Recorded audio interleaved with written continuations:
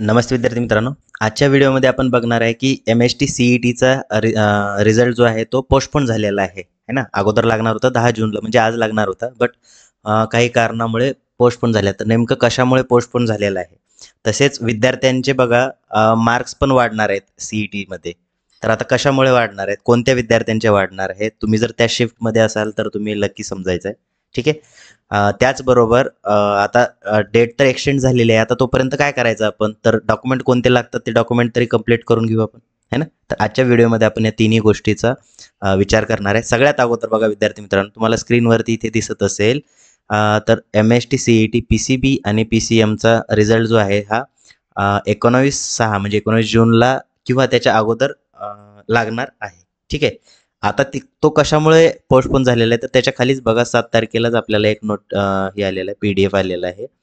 ठीक आहे. तर त्याच्यामध्ये सर्व काही डिटेल दिलेलं आहे. तर विद्यार्थी मित्रांनो बघा, भरपूर विद्यार्थ्यांनी काय केलेलं होतं, तर काय म्हणतो आपण, ऑब्जेक्शन लिंक भरलेलं होतं. ऑब्जेक्शनसाठी फॉर्म भरलेला होता, बरोबर आहे.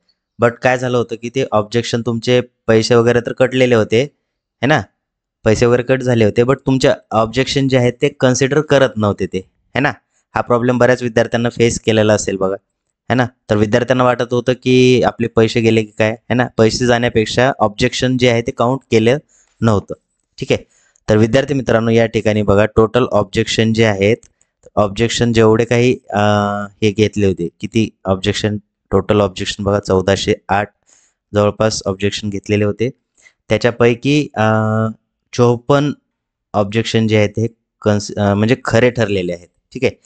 आता या ठिकाणी बघा, या टेबलमध्ये दिलेलं आहे एक्झाम जी आहे 16/5ला जी एक्झाम झाली होती 2 ते 5च्या दरम्यान, है ना. तर फिजिक्सचा पेपर जो होता त्यातला क्वेश्चन ID जो आहे हा वाला, या क्वेश्चन IDला काय झालेलं आहे, तर none of the option is correct. जे काही ऑप्शन दिले होते त्याच्यापैकी एकही ऑप्शन करेक्ट नव्हता. त्यामुळे काय होणार आहे, तर त्या क्वेश्चनला फुल मार्क मिळणार आहेत. आता एखादा विद्यार्थी आहे आणि त्यानं काय केलेलं आहे की ऑब्जेक्शन रेजच केलेलं नाही आहे, बट तो या शिफ्टमध्ये होता 16/5च्या शिफ्टमध्ये, बरोबर. आणि या शिफ्टमध्ये होते, त्यानं ऑब्जेक्शन घेतलेलंच नाही, तर त्याला पण मार्क मिळेल का? तर हो, सर्व विद्यार्थ्यांना फुल मार्क्स मिळतील त्या एका क्वेश्चनसाठी. आलं लक्षात? सिमिलरली बघा, या ठिकाणी 9/5/24ला 3 क्वेश्चन आहेत. आता बघा या ठिकाणी 9/5/24ला फिजिक्समध्ये 81, आता बॅच कोणती होती, 9 ते 12. बघा हा क्वेश्चन ID आहे 40 आणि हा 46. शिफ्ट कोणती आहे, मॉर्निंगची. आता या ठिकाणी तिसरा पण आहे 50 नंबरचा, म्हणजे 3 क्वेश्चन जे आहेत, या तिन्ही क्वेश्चनचे ऑप्शन जे होते त्याच्यापैकी काय होतं, करेक्ट ऑप्शन त्या ठिकाणी दिलेलं नव्हतं. त्यामुळे तिन्ही क्वेश्चनला काय होतील, तर फुल मार्क मिळतील. ठीक आहे. विद्यार्थ्यांना ऑब्जेक्शन घेतलेलं असो की नसो, है ना. त्यामुळे विद्यार्थी मित्रांनो, तुम्ही आता अशी अपेक्षा करा की तुमची शिफ्ट कोणती होती आणि डेट किती होती, त्याच्यावरनं बघा काय झालेलं आहे, तर ते फुल मार्क विद्यार्थ्याला मिळतात की नाही तुम्ही चेक करू शकता. तसेच बघा या ठिकाणी दुसरा ऑप्शन आहे चेंज इन ॲन्सर की.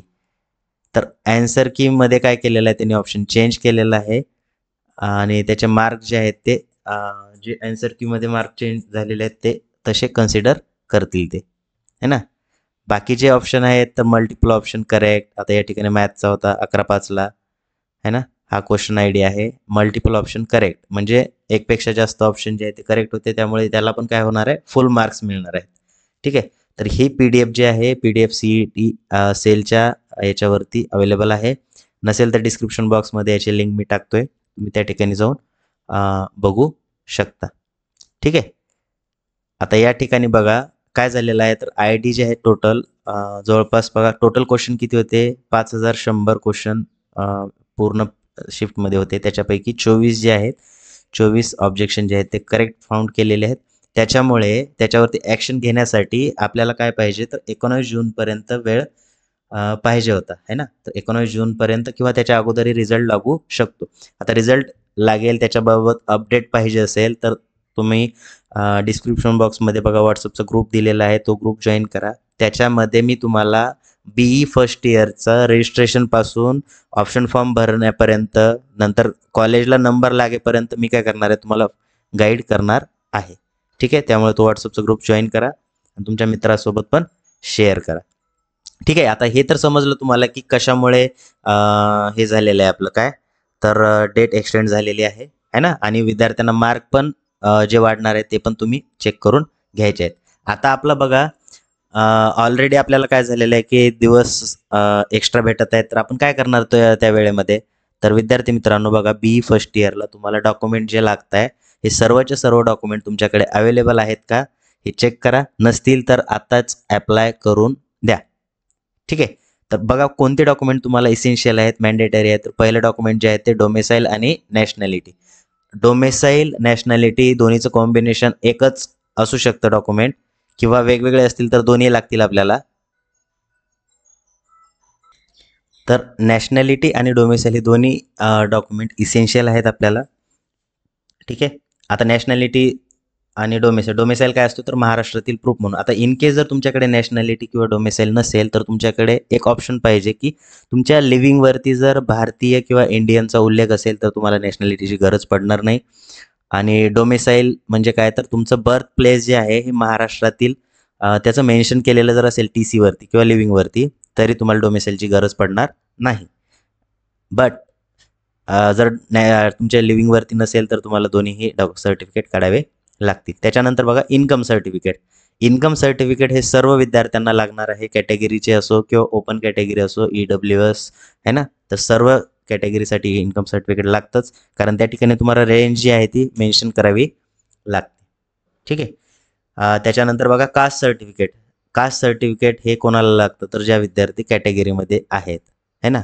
कॅटेगरीमध्ये कोणते येतात, SC ST SBC OBC है ना, NT VJ, हे सर्व कॅटेगरीचे विद्यार्थी जे आहेत हे याच्यामध्ये येतात. त्याचबरोबर आता नव्यानं जे कास्ट ही झालेली आहे बघा सर्टिफिकेट, SCBC मराठा कास्टचे जे विद्यार्थी आहेत त्यांच्यासाठी काय झालेलं आहे, तर SCBC नावाचं सर्टिफिकेट आलेलं आहे ना, तर ते कास्ट सर्टिफिकेट लागेल. आता बघा पर्टिक्युलरली SCBC साठी सांगायचं झालं तर SCBCचं कास्ट सर्टिफिकेट नॉन क्रिमिलियर कंबाईनच येत आहे. एकच सर्टिफिकेट त्यांना लागेल, व्हॅलिडिटीची गरज पडणार नाही सध्या कंडिशननुसार. कारण मी इन्क्वायरी केली त्या ठिकाणी, तर तिथनं असं समजलं की व्हॅलिडिटीसाठी काही प्रूफच ठेवलेलं नाही किंवा येणार पण नाही लवकर. त्याच्यामुळे मला तर वाटतं की रजिस्ट्रेशनसाठी SCBC कॅटेगरींना व्हॅलिडिटी लागणार नाही.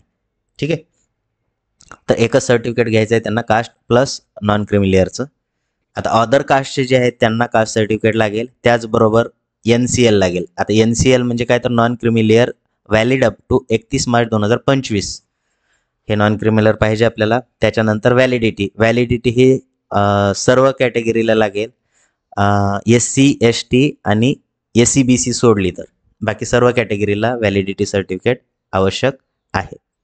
ठीक आहे, त्यानंतर लागेल तुम्हाला SSCची मार्कशीट म्हणजे 10वीची मार्कशीट, HSCची मार्कशीट, 12वीची मार्कशीट. आता बऱ्याच वेळेस काय होतं की मार्कशीट ओरिजिनल एखाद्याची हरवलेली असू शकते, तर त्या ठिकाणी बोर्ड सर्टिफिकेट आपण सबमिट केलं तरी पण चालेल. ठीक आहे, त्यानंतर पासपोर्ट साईज फोटो ठेवा तुमच्याकडे, आणि CET किंवा JEEचं स्कोअर कार्ड जे आहे ते तुम्हाला या ठिकाणी लागेल. आता याच्या व्यतिरिक्त बघा, जर तुम्ही PWD, असं PWD म्हणजे काय, पर्सन विथ डिसॅबिलिटीचं पर्सेंटेज जर तुमचं 40% जास्त असेल आणि तुमच्याकडे त्याचं सर्टिफिकेट जर असेल, तर तुम्ही त्याला S करून तुमच्याकडे ते सर्टिफिकेट असेल तर त्या ठिकाणी तुम्ही अपलोड करू शकता. आता PWDच्या प्रत्येक कॉलेजला 1 किंवा 2 जागा या राखीव असतात. म्हणजे काय, चांगल्या कॉलेजला तुम्हाला कमी मार्क्स असतील तरी त्या ठिकाणी कॉम्पिटिशन कमी असल्यामुळे तुमचा नंबर लागू शकतो. त्याचबरोबर दुसरी एक कॅटेगरी असते डिफेन्सची.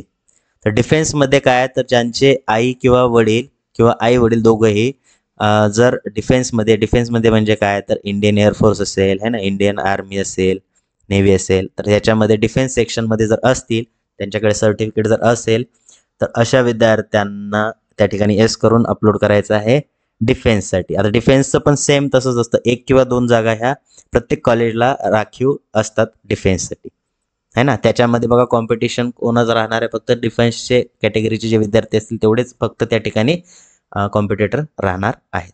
ठीक आहे. तर आय होप तुम्हाला समजले असतील डॉक्युमेंट्स कोणते हवे आहेत. त्याचबरोबर बघा, तुमचा रिझल्ट जो आहे तो 19 जूनपर्यंत लागेल.